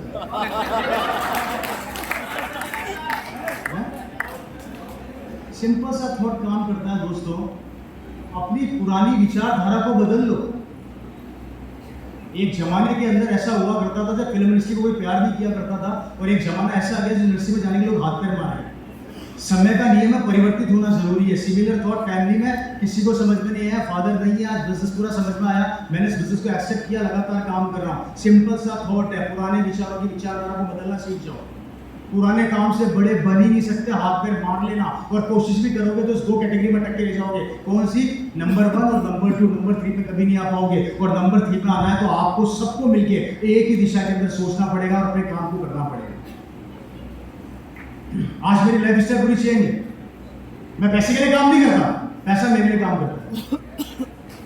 आपको बताते हुए आश्चर्य हो रहा है मेरे को, पुराना खत्म होता नहीं है, उससे पहले अगला आ जाता है। क्या? मेरा बैंक का मैनेजर, उसका दिमाग खराब हो रखा है। जब भी बैंक में जाता हूं मेरे को बोलता है कि 30 साल हो गए नौकरी करते करते, ऐसा भूत हमने आज तक नहीं देखा, जो हमेशा अकाउंट में पैसा निकाल नहीं आता है, डालने के भी नहीं आता। क्या बोल रहा है? ये इंसान भी पैसा जमा कराने किस काम के लिए आता है? निकालने के लिए। और फोन करके जाना पड़ता है बैंक में, मैनेजर साहब आ जाऊं क्या? बताना। तू आएगा 200 ग्राहक खा जाएगा, अकेला 200 ग्राहकों का पैसा तू ले जाएगा। रुक जा, 200 ग्राहकों को निपटा दो, उसके बाद बचेगा वो तेरे को दूंगा। ये हालात है। अब ये क्वालिटी मेरी है क्या? नहीं बता, ये क्वालिटी किसकी है और सिस्टम क्या है? और आरसीएम हमारा क्या लगता है? समझो तो परिवार है, और ना समझो तो सबसे बड़ा दुश्मन यही है। यस, प्यार करोगे तो भगवान है, और नफरत से देखोगे तो भूत से खतरनाक ही। सिर्फ विचारों को बदल लो दोस्तों। अगर इस बिजनेस का बहुत बड़ा करना और मेरी बातें समझ में आ रही है तो आपको पहला काम करना है, इस बिजनेस का आपको भूत बनना पड़ेगा। भूत 5 साल के लिए क्या बनना पड़ेगा इस बिजनेस का? भूत। देखा है मेरा जैसा होता है, मेरा जैसा दिखता है भूत, एकदम काला, जिसकी आंखें बाहर, जिसको नींद नहीं आती, वो भूत बनना पड़ेगा आप लोगों को। 5 साल अपने नींद और चैन को त्याग दो, ईमानदारी से अपनी जिंदगी में कमिटमेंट खुद से कर लो कि मुझे इस बिजनेस की रॉयल्टी और टेक्निकल पर पहुंचना है। याद रखना मेरे भाई, अगर आपने कमिटमेंट अपने आप से नहीं किया तो नुकसान न रामलाल का करोगे, न श्यामलाल का करोगे, न कंपनी का करोगे, न खान साहब का करोगे, न रिंकू जी का करोगे, न मेरा करोगे तो अपने आप का करोगे। क्योंकि 140 करोड़ की आबादी में आप अकेले नहीं हो, आपका अगला भाई अगली मीटिंग में आने वाला है। हो सकता है वो इस बिजनेस का भूत बन जाए और एक रॉयल्टी और टेक्निकल पर पहुंच जाए। निर्णय आप लोगों को लेना। मेरी बात समझ में आ रही है? हेलो, भूत बन जाइए फ्रेंड्स। और जिस दिन आप इस बिजनेस के भूत बन गए, इतना पैसा आएगा, समेटते समेटते परेशान हो जाओगे जैसे आज मैं हूं। जिस चीज पर हाथ रखता हूं अपनी, एयरपोर्ट पर था, लॉकडाउन खुला, पहली बार उड़ती हुई तितली भीड़ देखी, हवाई जहाज, इच्छा करी बैठेंगे, एयरपोर्ट पहुंच गए, मीटिंग कर रहे थे, मीटिंग करने के लिए जा रहा था दिल्ली से।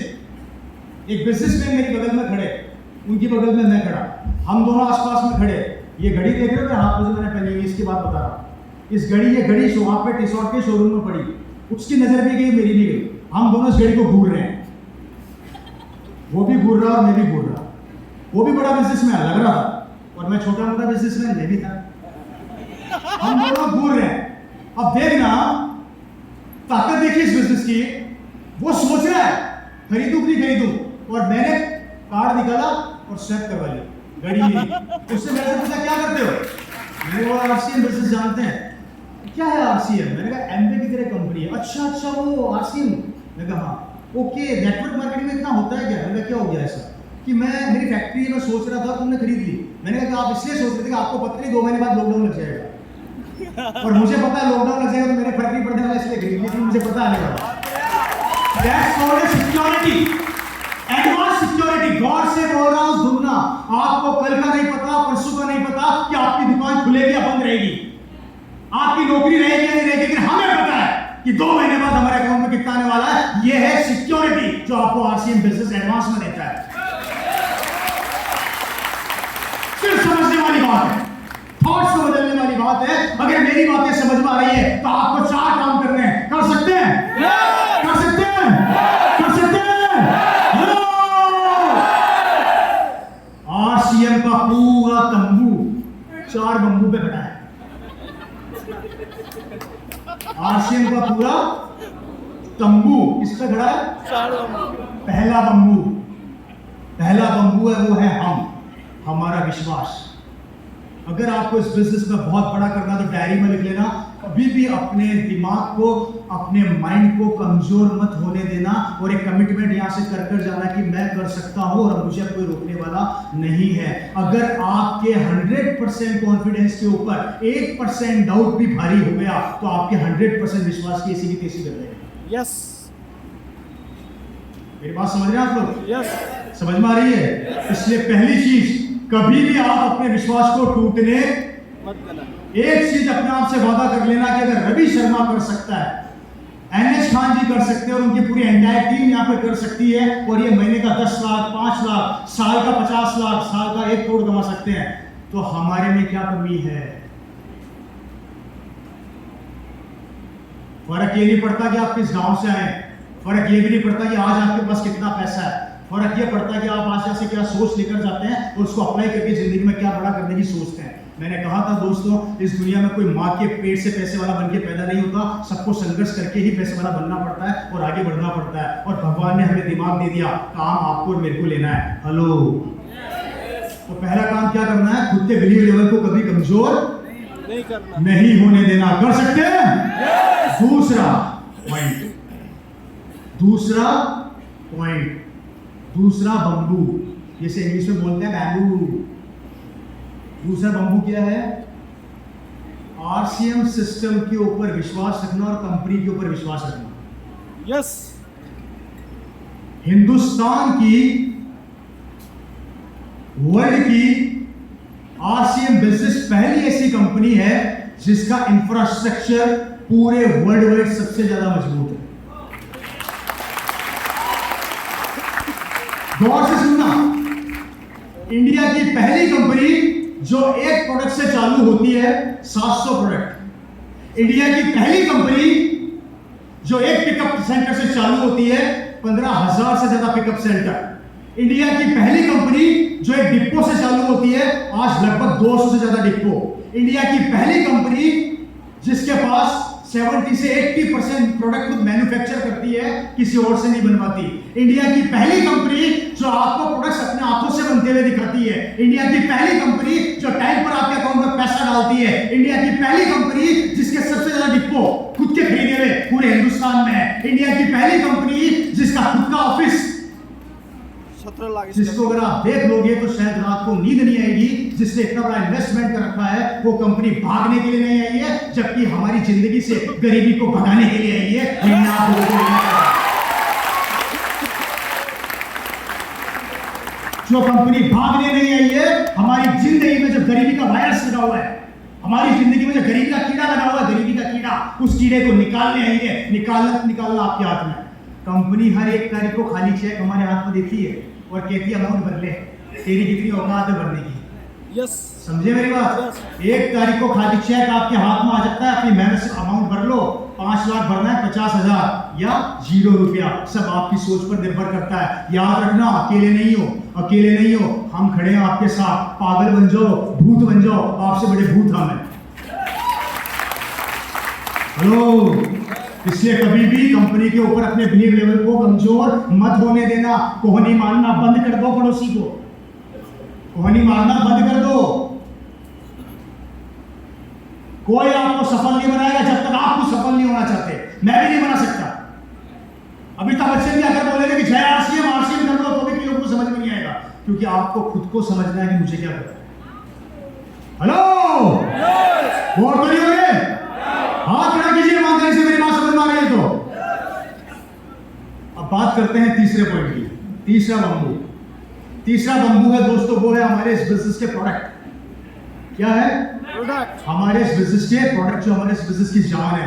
अपनी डायरी और अपने दिमाग में नोट कर लेना, आरसीएम बिजनेस का प्रोडक्ट हमारे बिजनेस का ब्रह्मास्त्र है। और जब इस ब्रह्मास्त्र को चलाओगे, कुछ न कुछ तो लेकर जाएगा। कसम खा लो, आरसीएम का एक भी प्रोडक्ट आपको मिस नहीं करना है। हम गलती क्या करते हैं? 2 महीने काम में लेंगे, तीसरे महीने राम राम। 4 महीने काम में लेंगे, 5वें महीने राम राम। नमक खत्म हो गया, पड़ोस की दुकान से ले आएंगे, पर आरसीएम के पिकअप सेंटर जाने में जोर आता है, मौत आती है। कौन जाएगा इतना दूर? कमर दुख रही है, टांगियां दुख रही है, एक नमक की थैली के लिए इतना दूर जाऊंगा क्या? यही सोच आपकी और हमारी हमें आगे बढ़ने से रोक देती है। और सिंपल सा लॉजिक है, मैं आपकी सफलता के लिए बोल रहा हूं, निर्णय आप लोगों को लेना है। 5,000 बिजनेस वॉल्यूम आपको 1 से लेकर 10 तारीख तक डायमंड क्लब के रूप में करना है। ये अपने दिमाग में सेट कर लेना। अगर ये काम आप लोगों ने अपनी टीम के साथ 5 साल कर लिया, 5वें साल आप लोग यहाँ पर खड़े होंगे और लोग आपके लिए तालियां बजा रहे होंगे, लोग आपके लिए दुआ कर रहे होंगे। लेकिन 5 साल करना पड़ेगा। कोई आपको रोके, रुकना नहीं है दोस्तों। मैं रवि शर्मा, 1 लाख रुपए का सामान एट टाइम मेरे घर में रहता है। 1 लाख रुपए का। क्यों, मैं पागल हूं?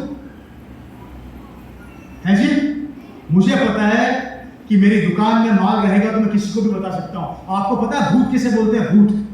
भूत उसे बोला जाता है जो कोई दूसरी बात करते, जो घुमा फिरा के आरसीएम के लिए है। भूत हमसे कोई दूसरी बात करके देखे, कभी भी कोशिश कर लेना, मैं घुमा फिरा किसके लिए आऊंगा? आप उसको आजा, आना तो ही पड़ेगा तेरे को, या तो भाग जाए या आ जाए, 2 काम है। डरना नहीं है। आप चोरी करना नहीं सिखा रहे, आप डाका डालना नहीं सिखा रहे, आप एक आम आदमी को उस गरीबी से बाहर निकलने के रास्ता बता रहे हैं।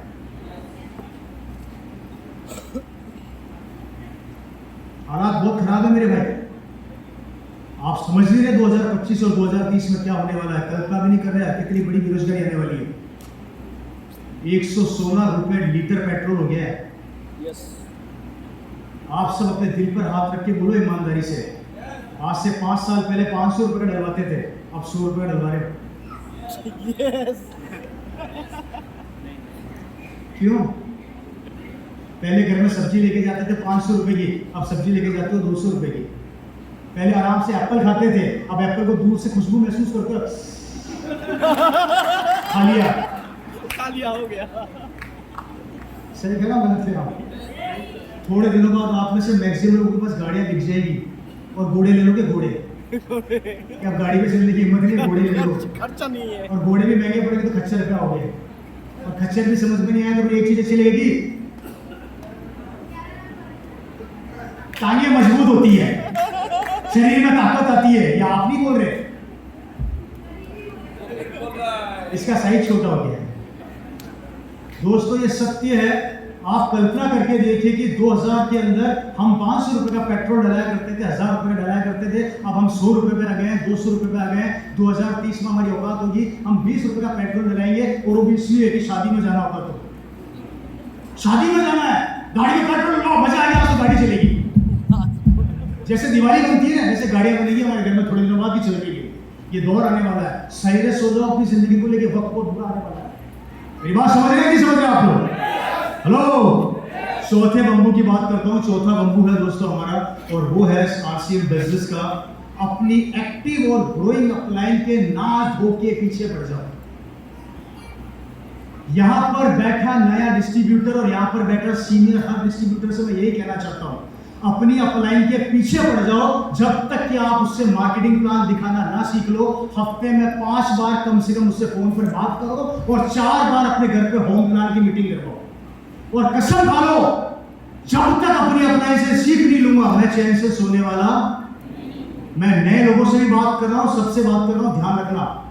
आपकी अपलाइन के सपनों में, नींद में आप लिखने चाहिए उसको, वो रात को सपने भी लेते उसको कौन नजर आना चाहिए? आप। इतना ना धोखे पीछे पड़ जाओ। अगर सफल होना है तो अपनी एक्टिव और ग्रोइंग अपलाइन का साथ कभी मत छोड़ना जब तक कि वो आपको अपना जैसा ना बना दे। हेलो, यस, समझ आ रही है मेरी बात? ये 4 बंबू पे अगर आपने काम कर लिया तो उसमें आपको सब चीजों के आंसर मिल जाएंगे, सब चीजों के आंसर मिल जाएंगे। लगातार यही काम, और यही काम मेरी फैमिली करती गई, यही काम मेरा परिवार करता गया, यही काम हम कर रहे हैं। दोस्तों कुछ भी नहीं कर रहे, अपने वर्किंग पैटर्न को बदलना है, और एक दिन आपने इस वर्किंग पैटर्न को बदल लिया तो आपकी जिंदगी बदल जाएगी। और अगर नहीं बदला तो आने वाला समय आपको कहीं का नहीं छोड़ेगा। ऐसे कोविड जैसे वायरस आते रहेंगे और हम बर्बाद होते रहेंगे, होते रहेंगे, होते रहेंगे। 2000 मार्च 20 में एक वायरस ने हमारे देश में कदम रखा। मैंने कई लोगों को मरते देखा है, और आपने भी देखा होगा। कई लोगों की नौकरियां चली गई, कई लोगों के व्यापार चौपट हो गए, कई लोगों की दुकानें बंद हो गई। सही कह रहा हूं या गलत कह रहा हूं? हेलो, सड़कें की सड़कें खाली हो गई, हवाई जहाज रुक गए, ट्रेनें रुक गई, लोग घरों में कैद हो गए।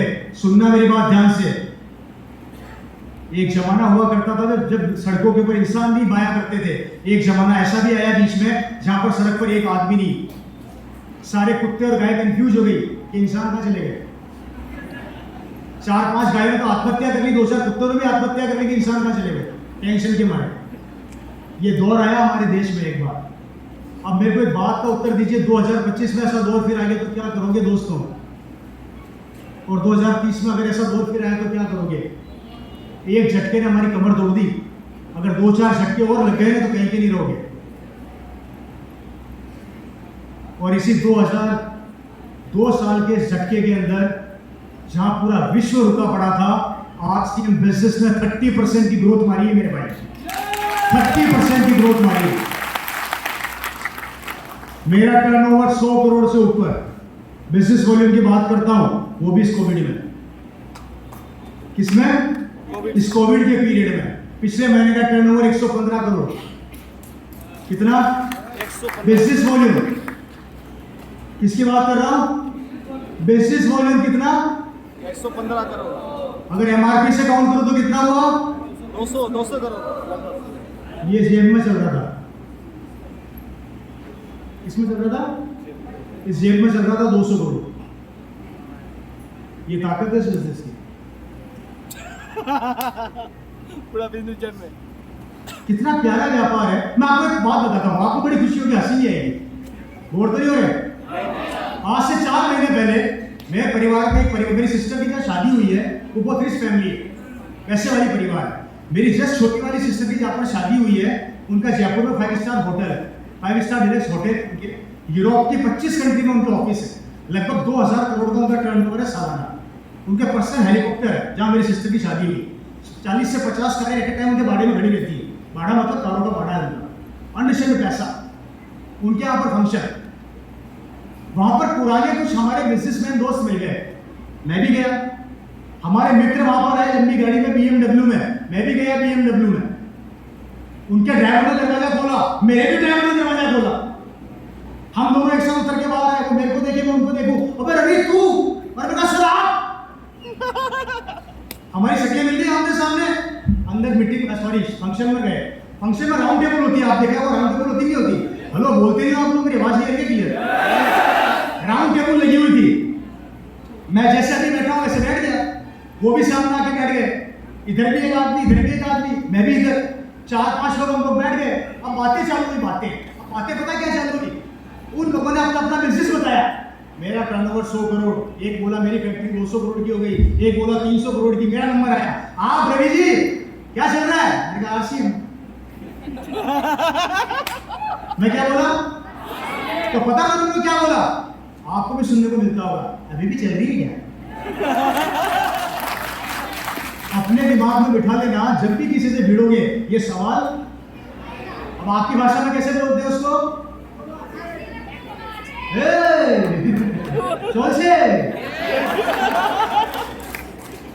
मुझे भी ये बोला कि RCM चल रही है क्या? मैंने कहा चल नहीं रही है। तो बोला तो हमें पता था वो नहीं चलेगी। मैंने कहा उड़ रही है। अब बात छिड़ गई साहब नाक की, किसकी? अब जब नाक की बात आती है ना तो दिमाग होता है खराब। उन्होंने मेरे को बोला ध्यान से सुनना, बड़े बड़े बिजनेसमैन बैठे होंगे यहाँ पे, बड़े बड़े ऑफिसर बैठे होंगे, गौर से सुनना मेरी बात। बात हो गई नाक की, मुझे बोला क्या RCM करते हो? हमारी तरह काम करो, मेरी 200 करोड़ की फैक्ट्री है, इनकी 100 करोड़ की फैक्ट्री है, क्या ये 24 घंटे RCM कपड़े बेचते रहते हो, हल्दी धनिया मिर्ची बेचते रहते हो? मैं सुनता। अब जब मुझे लगा कि बेइज्जती बहुत ज्यादा होने लगी, क्या सुना मैंने कि बेइज्जती, तो मेरा हुआ दिमाग, मैंने थप्पड़ नहीं मारी, दिमाग से मारी। गुस्सा आया, 200 करोड़ का मालिक, कोई 300 करोड़ का मालिक, कोई 100 करोड़ का मालिक। अब रवि शर्मा में थोड़ा बहुत मालिक तो था ही।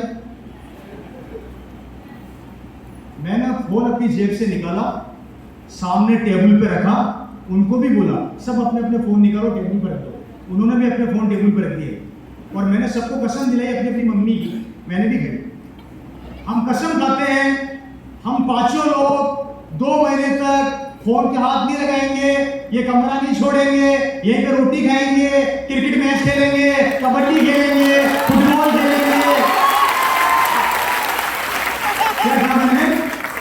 हम फोन के हाथ नहीं लगाएंगे, कोई बिजनेस की बात नहीं करेगा, कोई बाहर नहीं जाएगा, आराम से टांगी ऊंची करके सोएंगे, किसी से कुछ लेना देना नहीं है, मनपसंद का भोजन करेंगे और 2 महीने बाद देखते हैं किसकी दुकान चल रही और किसकी बंद हुई।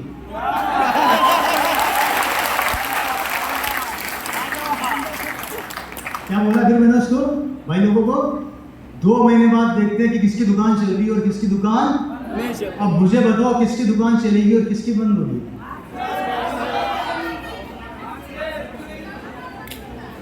बताइए ना। उन सबके मुंह जो इतने बड़े बड़े थे ना, इतने से हो गए।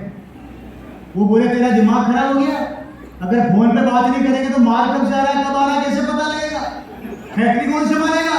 सैलरी कौन देगा? तो मैंने कहा मेरी भी तो टेंशन है, मैं भी तो दुकान बंद कर रहा हूँ मेरी 2 महीने के लिए। तो उन्होंने बोला ऐसा कैसे हो सकता है? मैंने कहा ऐसे ही होता है,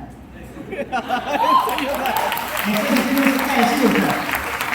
तुम चाहकर भी अपनी दुकान को बंद नहीं कर सकते क्योंकि तुमने इन्वेस्टमेंट कर रखा है, और मेरी दुकान में चाहकर चलाऊं नहीं चलाऊं तो भी चलेगी, मेरा कोई इन्वेस्टमेंट नहीं है। दूसरी बात, टेंशन मेरी नहीं है कि लोग छाबड़ा ही 3 दिन सोते हैं, मैं तो सोता हूँ। उनको टेंशन है बहुत ज्यादा, हमारे को किसी को टेंशन, किसी को फोन करके पूछ लो कितनी टेंशन है, उनको पता अगले महीने कितना सामान बनाना नहीं बनाना, अपने को भाई की टेंशन है, अपनी कोई बैटरी नहीं है, ये नहीं बैटरी गेम है। इससे अच्छा धंधा कहीं और मिलेगा तो बता दो, इससे अच्छा कोई बिजनेस मिलेगा तो बता दो, और नहीं है तो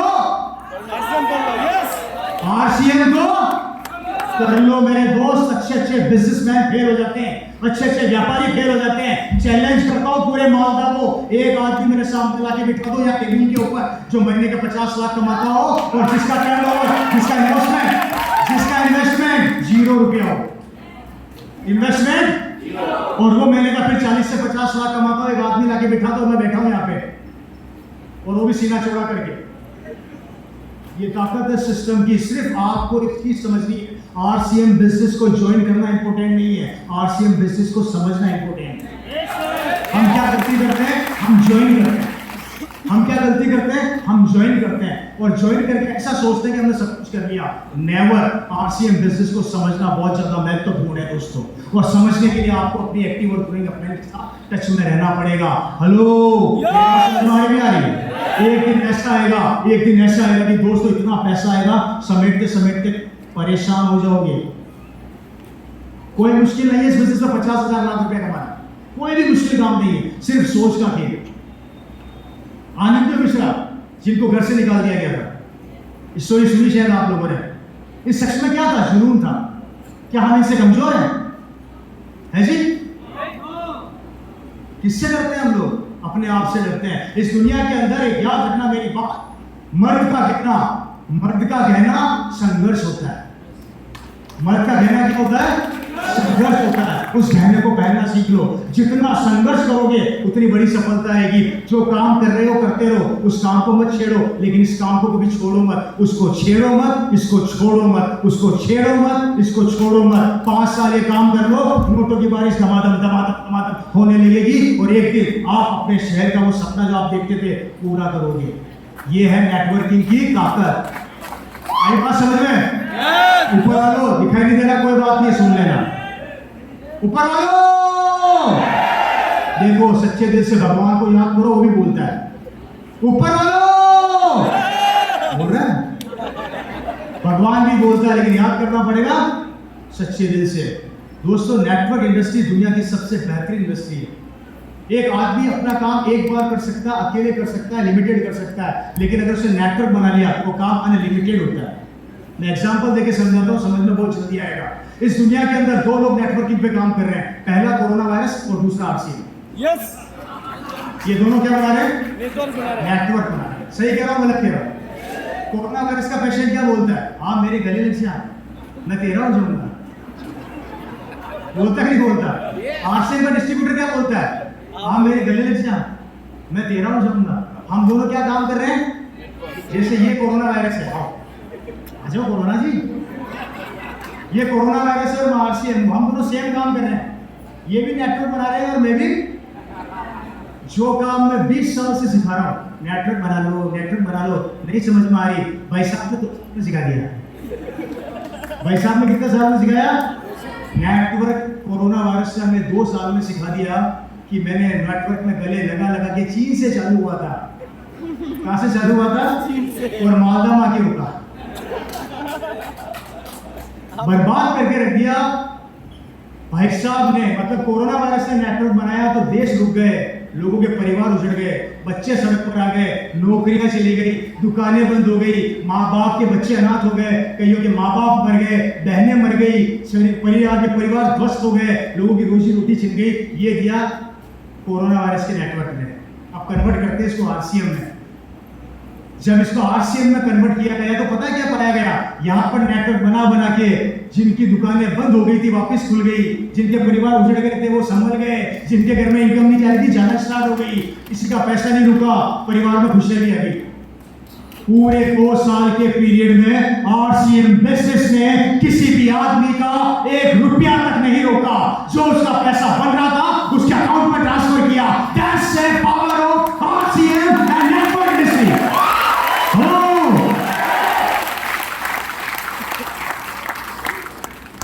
अब निर्णय आप लोगों को लेना है कि आरसीएम का नेटवर्क बनाना है या कोरोना का, लेकिन बनाना तो पड़ेगा नेटवर्क। इसलिए मेरे दोस्तों, सोच को बदल लो। सिर्फ 5 साल की आपकी दिन रात की मेहनत है, पर चप्पे चप्पे में घूम जाओ, अपनी पूरी टीम को इकट्ठा करो, मीटिंग्स में मीटिंग्स करो, जितने ज्यादा हो सकता है लोगों को बताओ, जो आता है उसे थैंक यू बोलो, और जो नहीं आता उसको डबल थैंक यू बोलो। पर रुको मत, थको मत, हारो मत, चलते रहो चलते रहो चलते रहो। 4 से 5 साल अगर आपने कमिटमेंट के साथ काम कर लिया, सुनहरा भविष्य आपका इंतजार करेगा मेरे भाई। एक दिन आप लोगों को किसी के सामने आपका हाथ कभी ऐसे नहीं होगा, आपका हाथ हमेशा ऐसे होगा, और ये हाथ देने वाले का होता है ना कि लेने वाले का होता है। आप जिंदगी में देने वाले बन जाओगे, लेने वाले नहीं बनोगे, और ये सब देगा आपको आरसीएम बिजनेस। लाखों रुपया लगाने के बाद भी लोग वो नहीं कमा पाते जो देता है ये सिस्टम, लाखों रुपया लगाने के बाद भी। बड़ी खुशी होती है मेरे को जब मैं आरसीएम की बातें करता हूँ किसी के साथ, बड़ा अच्छा लगता है। और उससे ज्यादा खुशी मेरे को तब होती है जब मुझे ये पता लगता है कि इस बिजनेस ने मेरे परिवार में किसी इंसान को अमरता का वरदान दे दिया। आप में से कितने लोगों ने अपने दादा परदादा को आज याद किया? कल भी नहीं, परसों? अच्छा, आप में से कितने लोगों ने अपने दादा परदादा की फोटो पे माला पहनाई? आपके परदादा नहीं है क्या? दादा नहीं है? याद आते हैं क्या? श्राद्धों में आते हैं सिर्फ, वो भी 2 घंटे के लिए। सही कह रहा हूं गलत कह रहा हूं? यस। अरे जिन्होंने हमें जन्म दिया हम उनको याद ही नहीं रख पाते। अब मैं बात करता हूं आरसीएम बिजनेस की। किसी शख्स ने मुझे बोला कि रवि जी, हिंदुस्तान के अंदर लगभग डेली 10 लाख लोग आरसीएम का प्लान दिखाते हैं। मैंने कहा अच्छा, और 10 लाख प्लान में 10 लाख बार आपके पिताजी का नाम जरूर लेते हैं। मैंने कहा अच्छा, कैलकुलेट मैंने किया तो मुझे पास जो आंकड़े निकल कर आए, वो आंकड़े ये boलते हैं कि हिंदुस्तान के अंदर डेली 5 से 7 या 5 से 10 लाख लोग मेरे फादर का नाम लेते हैं, और जब तक आरसीएम रहेगा उनका नाम लेते रहेंगे। वो आज दुनिया में नहीं है, लेकिन इस बिजनेस ने उनको क्या बना दिया? अमर बना दिया।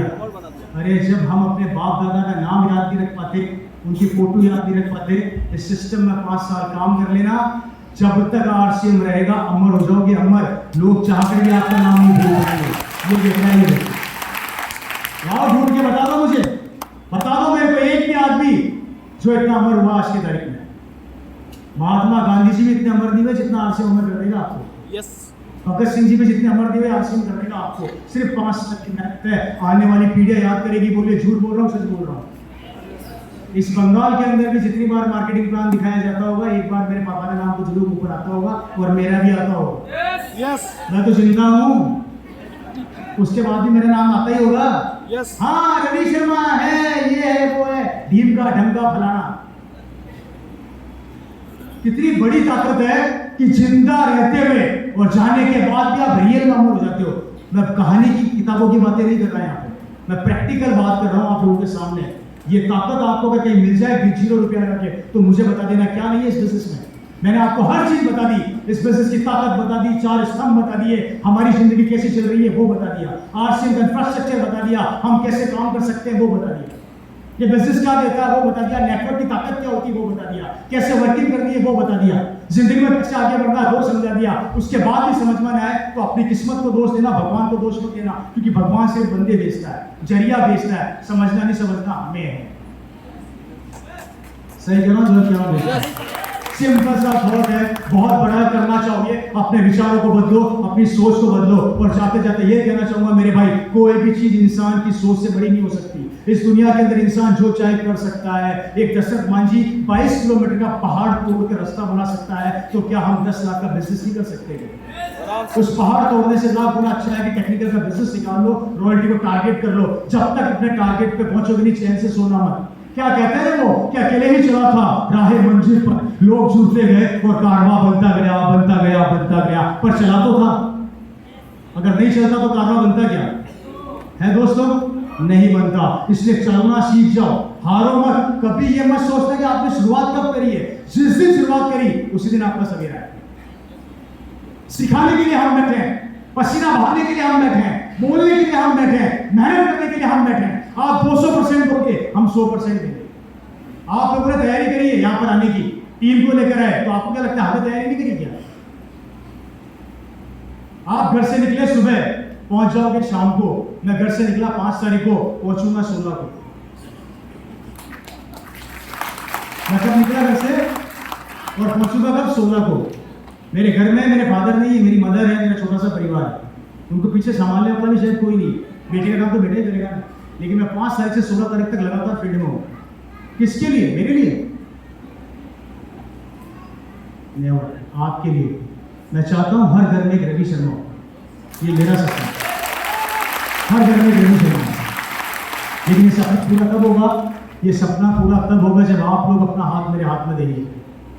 मैं आप लोगों को गारंटी दे सकता हूँ, अगर आज आपने अपना टारगेट ऐसा सेट किया कि 2023 जनवरी तक आते आते हमारे में से मैक्सिमम लोग रॉयल्टी पे होंगे, मैं वादा करता हूँ दोस्तों, इसी मंच पर हम सब मिलकर काम को नाचेंगे और आपका सेलिब्रेशन हम करेंगे। लेकिन वो जुनून आपको पैदा करना पड़ेगा, आपको लाना पड़ेगा। यस, हारने के लिए कुछ नहीं है, खोने के लिए कुछ नहीं है, पाने के लिए बहुत कुछ है। निकाल के फेंको उन लोगों को अपनी जिंदगी से जो आपको नेगेटिव करते हैं।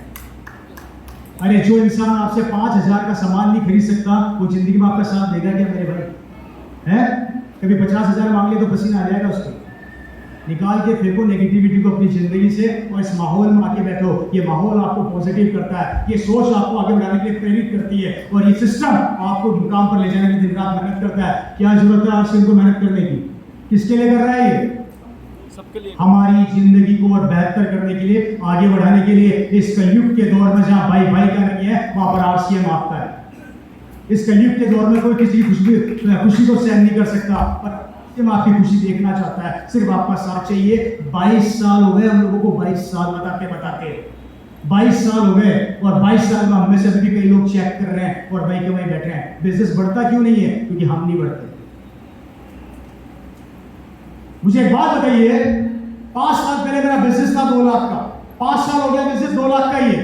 पूरे हिंदुस्तान का बिजनेस बढ़ रहा है, मेरा नहीं बढ़ रहा। कमी सिस्टम में, बिजनेस में, या हम में? हम में। और कमी हम किस में निकालते हैं? सिस्टम में। ये चीजें बंद कर दो मेरे भाइयों। और जाते जाते ये कहना चाहूंगा, आज एक कमिटमेंट यहां से कर जाइए, एक वादा कर जाइए। अगर RCM नहीं करोगे तो क्या करोगे? रास्ते नहीं है दोस्तों। इसलिए 5 साल एक कमिटमेंट यहां से करके जाइए कि 2023 तक आते आते एक नया इतिहास बना दूंगा, एक नया रिकॉर्ड कायम कर दूंगा। कोई मेरा साथ दे या ना दे, मैं रुकने वाला नहीं हूं, मैं थमने वाला नहीं हूं, जब तक कि मैं अपने लक्ष्य पर नहीं पहुंच जाता। और हम वादा करते हैं आपके साथ ऐसे ही पसीना बहाते रहेंगे और एक दिन हम आगे मिलकर नया इतिहास रचेंगे और मालदा टाउन को इंडिया का नंबर 1 शहर बना के छोड़ेंगे, नंबर 1 शहर बना के छोड़ेंगे।